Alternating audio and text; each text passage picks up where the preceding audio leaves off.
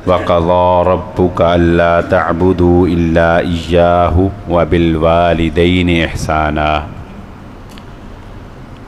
काबिल सद एहतराम,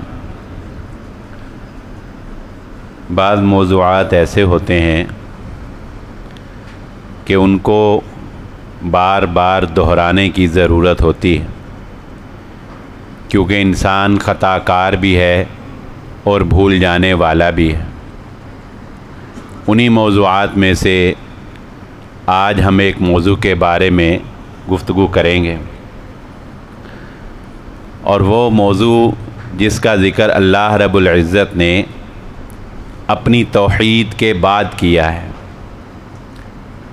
कि अल्लाह रब्बुल इज़्ज़त ने तौहीद के बारे में ये फ़ैसला सुना दिया कि अल्लाह के अलावा किसी और की बंदगी हरगिज़ हरगिज़ नहीं की जाएगी।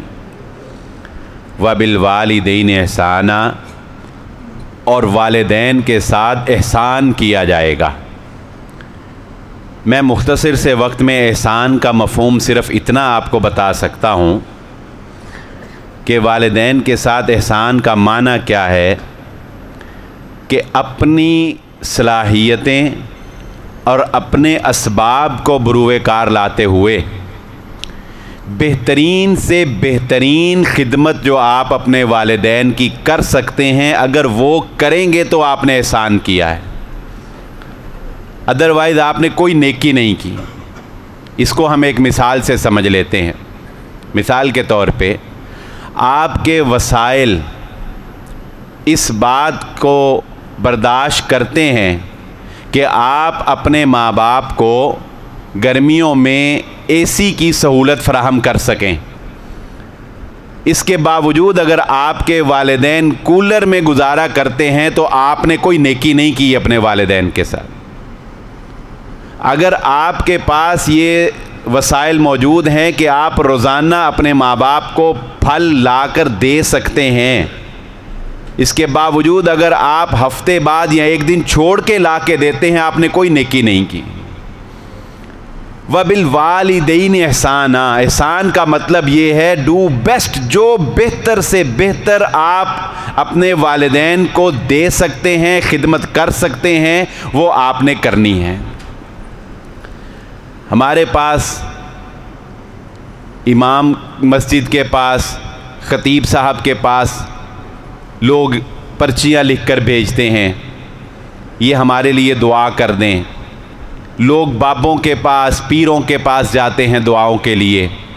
मैं ये नहीं कहता कि ये गलत है, नेकोकार लोगों से, वलियों से दुआ करवानी चाहिए, लेकिन अल्लाह रब्बुल इज़्ज़त ने तो वालिदैन की खिदमत में वो हुस्न रखा है कि अगर आप वालिदैन की खिदमत करना शुरू कर दें, अल्लाह रब्बुल इज़्ज़त आपकी ही दुआएं कबूल करना शुरू कर देगा। वालिदैन की दुआ तो अल्लाह रद्द नहीं करता ना, वो तो एक अलग बात है। रसूलुल्लाह सल्लल्लाहु अलैहि वसल्लम ने कौम बनी इसराइल के 3 अशख़ास का वाक़या बयान किया। इख्तिसार से सुन लीजिए, आपने बारहा सुना होगा। 3 बंदे दोस्त थे, सफ़र पे निकले, पहाड़ी इलाके का सफ़र था, रास्ते में तूफ़ान आ गया। तूफ़ान से बचने के लिए गार में पनाह ली। गार के दरवाज़े के आगे ऊपर से लैंडस्लाइडिंग हुई, एक पत्थर आके गिर गया जिसने दरवाज़ा गार का बंद कर दिया। अब वो तीनों अंदर फंस गए, और मैं तो ये समझता हूँ यकीनन कि उस पत्थर का दरवाज़े के आगे आकर बंद हो जाना भी उनको बचाने के लिए था, वगरना क्या पता तूफ़ान का रुख अगर गार की तरफ ही होता तो वो तूफ़ान गार में भी उनको तबाह कर देता। अल्लाह ने उनको बचाना था, इसलिए गार के आगे अल्लाह ने क्या किया, पत्थर लगा दिया। अब उन तीनों ने आपस में फ़ैसला किया कि अपनी अपनी कोई नेकी अल्लाह के सामने पेश करके अल्लाह से कहते हैं अगर हमारी ये नेकी पसंद है तो हमारी दुआ कबूल कर लें। अब उनमें से एक ने हाथ उठाए, अल्लाह तुझे पता है कि मैं चरवाहा हूँ और बकरियाँ सारा दिन चराता हूँ, शाम को उनका दूध धोता हूँ, दूध फ़रोख्त करता हूँ और अपनी गुज़र औक़ात करता हूँ। और मेरी आदत ये है कि घर में सबसे पहले जब मैं दूध धोकर आता हूँ तो अपने अहले खाना में से सबसे पहले अपने वालिदैन को दूध पिलाता हूँ। ऐ अल्लाह तू जानता है, एक दिन ऐसे हुआ कि मुझे चारा दूर से मिला, बकरियाँ दूर जाके चरानी पड़ी। वापस आते आते रात इतनी हो गई थी कि मेरे माँ बाप दूध पिए बगैर सो गए। ऐ अल्लाह तू जानता है कि मैं दूध का प्याला पकड़कर अपने माँ बाप के सरहाने खड़ा रहा। मैं उनको इतनी तकलीफ़ भी नहीं देना चाहता था कि उनकी नींद से उनको बेदार कर दूं। आप बताइए, ये कोई तकलीफ़ है? अगर आज के दौर में जिस तरह हम अपने माँ बाप को सताते हैं, अगर आप सिर्फ इतना इमेजिन कर लीजिए, किसी बच्चे से ये पूछ लें आप कि बेटा अगर माँ को या बाप को रात को उठाना हो तो क्या ये कोई तकलीफ़ है? वो कहेगा इसमें कौन सी ऐसी बात है, ये कौन सी कोई तकलीफ़ है, ज़रूरत के लिए ही माँ बाप को उठाया है ना, वो इसको भी तो ज़रूरत थी ना। मगर इसने क्या कहा, अल्लाह तू जानता है मैं उठा सकता था, मगर मुझे इतना भी गवारा नहीं था कि मैं उनको नींद से बेदार करूं।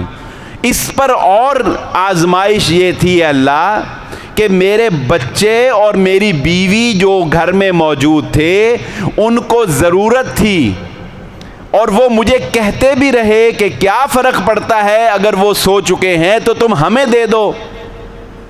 अल्लाह तू जानता है मैं दूध का प्याला लेकर सारी रात अपने वालिदैन के सरहाने खड़ा रहा, हत्ता के सहरी का वक्त हो गया, वो अपनी नींद खुद बेदार हुए।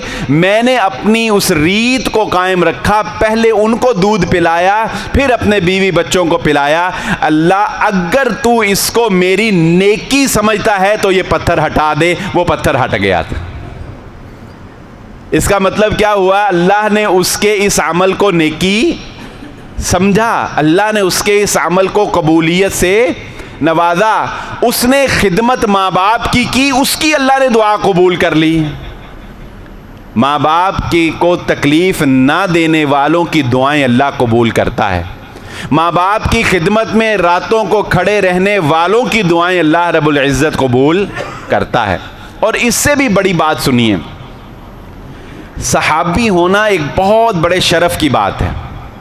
सहाबी होना बहुत बड़े शरफ़ की बात है, लेकिन ये क्या कमाल है कि रसूलुल्लाह सल्लल्लाहु अलैहि वसल्लम एक सहाबी को, न सिर्फ सहाबी को बल्कि उस सहाबी को जिसका महल आप मेराज के मौका पर अपने महल के सामने देख के आए, हज़रत उमर इब्न ख़त्ताब, कहा उमर आपके पास यमन के इलाके से करन कबीले से अवैस नाम का बंदा आएगा।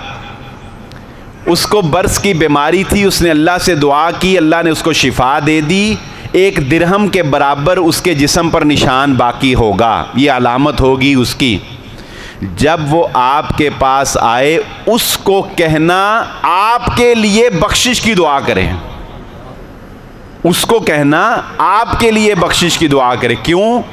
इसलिए कि अवैस करनी मुहम्मदुर रसूलुल्लाह सल्लल्लाहु अलैहि वसल्लम से मुलाकात कर सकते थे, सवारी मौजूद थी, आज़ाद सलामत थे, सफ़र करने का वक्त मौजूद था, रसूलुल्लाह सल्लल्लाहु अलैहि वसल्लम बाक़ायदे हयात दुनिया में मौजूद थे।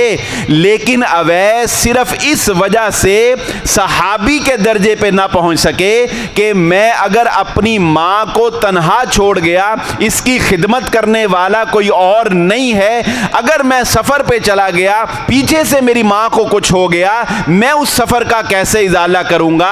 अपनी माँ की खिदमत में इतने मसरूफ़ अमल अवैस मेरा दीदार नहीं कर सके।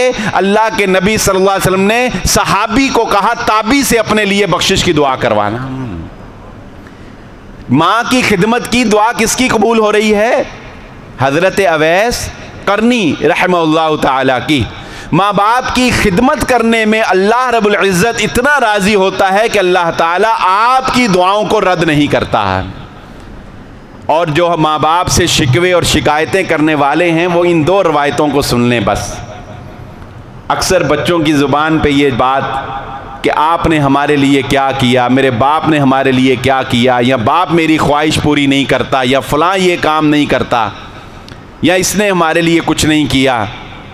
एक शख्स अल्लाह के नबी सल्लल्लाहु अलैहि वसल्लम के पास चला गया, जाकर कहता है अल्लाह के नबी सल्लल्लाहु अलैहि वसल्लम, कमाता मैं हूँ, मेहनत मेरी, कारोबार मैंने स्टेबल किया, ये जो सेल्फ मेड का एक मुगालता बाज़ लोगों को लग जाता है ना, सेल्फ मेड का एक धोखा उन्हें हो जाता है कि शायद कि वो सेल्फ मेड हैं, तो उसे भी यही गलती थी।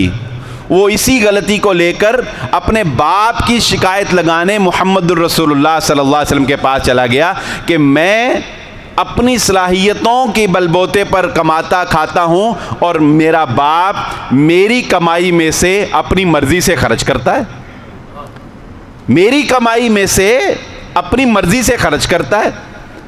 अगली रवायत सुन लीजिए, उसमें थोड़ा सा इख्तिलाफ है उसकी सेहत में, लेकिन बात सही है, मैं आपको सुना देता हूँ, क्योंकि हमने उससे कोई मसला तो अखज़ नहीं करना, हमने तो नसीहत हासिल करनी। अल्लाह के नबी सल्लल्लाहु अलैहि वसल्लम ने एक पैगंबर को भेजा, जाओ उसके बाप को बुला के लाओ। जब बाप वहाँ से चला तो अरबियों में ये क्वालिटी थी कि वो फिल बदी अशार कह लिया करते थे। अरबों में आम से आम अरबी भी बड़ी फसाहत और बलागत के साथ गुफ्तगू करता था। तो जब वो वहाँ से चला तो वो अब दिल में अपने बेटे के लिए अशार कह रहा है। वो अशार तो बहुत लंबे हैं, यहाँ वक्त इजाज़त नहीं देता, मगर आप उनका दर्द इतना सुन सकते हैं कि जब वो रसूलुल्लाह सल्लल्लाहु अलैहि वसल्लम के पास पहुंचा तो अल्लाह के नबी सल्लल्लाहु अलैहि वसल्लम ने कहा, मुकदमा हम बाद में सुनेंगे, इस बात को एक तरफ रखो, पहले वो शेर सुनाओ जो तुम रास्ते में पढ़ते चले आ रहे थे। वो शेर सुनाता गया और आपकी आंखों से आंसू बहते चले गए, और आपने उस बेटे का हाथ उस बाप के हाथ में ऐसे थमाया और कहा, सुन ए नौजवान जो अपनी कमाई पे मान करने वाला है, अंता व मालू का अबू का, तेरे आज़ा, तेरे जिस्म, तेरी ताकतें, तेरी सलाहियतें, तेरा इल्म, तेरा कारोबार, तेरा मालो मता, सब का सब तेरे बाप की मलकियत है। आइंदा ये शिकायत ना करना कि वो अपनी मर्जी से खर्च करता है। तेरा बाप तेरे माल को जैसे चाहे खर्च करे और तुझे जैसे चाहे वो हुक्म दे। रसूलुल्लाह सल्लल्लाहु अलैहि वसल्लम की तालीमात के मुताबिक माँ का दर्जा बनिस्बत बाप के 3 गुना ज़्यादा रखा गया। यमन से एक शख्स चला, उसकी वालिदा को गैंठिया का मर्ज़ था। गैंठिया के मर्ज़ में आज़ा जिस्म के जुड़ जाते हैं। वो वहाँ से चला, कंधों पे अपनी माँ को सवार किया, उसने हज करवाया, तवाफ़ करवाया, साई करवाई, अरफात में लेके गया, मिना में रात ठहरा, कंकरियाँ लगवाईं। आखिरी जब तवाफ़ विदा कर रहा था तो उसे पता चला कि वो जो शख्स लोगों को मसाइल बता रहा है वो उमर इब्न ख़त्ताब रज़ी अल्लाह ताला अन्हु का बेटा अब्दुल्ला है। उसने मौका गनीमत जाना, अपनी माँ को कंधों पे उठाए हुए हज़रत अब्दुल्ला बिन उमर रज़ी अल्लाह ताला अन्हु के पास गया और जाकर कहा, अब्दुल्ला आप उमर के बेटे? उन्होंने कहा जी हाँ। कहने लगा, मैंने यमन से सफ़र शुरू किया, कितने महीने लग गए, अपनी माँ को अपने कंधों पर उठाकर मैंने हज करवाया। क्या मैंने अपनी माँ की उस खिदमत का जो बचपन में उसने मुझ पे की, मैंने हक अदा कर दिया? हज़रत अब्दुल्ला फरमाने लगे, ओ नादान, तूने अपनी माँ की एक रात की एक आह का भी हक अदा नहीं किया है। तू कहता है कि एक हज कंधों पे करवाकर अपनी माँ का हक अदा कर दिया। तूने एक तकलीफ जो उसने एक रात में तेरे लिए बर्दाश्त की थी, तूने उसका हक भी अदा नहीं किया। हक अदा हो ही नहीं सकता है। इसीलिए तो अल्लाह रब्बुल इज़्ज़त ने कहा, वक़ुर रब्बिरहमहुमा कमा रब्बयानी सगीरा। तुम जितनी मर्जी खिदमत कर लो, तुम हक अदा नहीं कर सकोगे। फिर अल्लाह से कहना है, अल्लाह हम हक अदा नहीं कर सके, तू हमारे माँ बाप पर उनके एहसानात के बकदर रहमत नाज़िल फरमा। तो आज के इस दौर में जैसे जैसे हम इन गैजेट्स के करीब हो रहे हैं और पेरेंटिंग के नाम पर आपको बहुत से स्पीकर ये कहेंगे कि वालिदैन तरबियत ठीक नहीं कर रहे, वालिदैन जो हैं वो बच्चों को ये कर रहे हैं, वो ये दे के दे रहे हैं, वो फलां कर रहे हैं। ठीक है, सब कुछ है, लेकिन इन बातों का नतीजा ये हरगिज़ नहीं होना चाहिए कि हम वालिदैन का अदब छोड़ दें, हम एहतराम छोड़ दें, हम इताअत और फरमा बरदारी छोड़ दें और हम उनके ऊपर एतराज़ात की एक लंबी फहरिस्त जो है वो बना लें। अल्लाह रब्बुल इज़्ज़त से दुआ है अल्लाह ताला हमें हकीकी मानों में अपने वालिदैन की खिदमत करने की तौफ़ीक़ अता फ़रमाए। व आखिरु दावाना अनिल हम्दुलिल्लाहि रब्बिल आलमीन।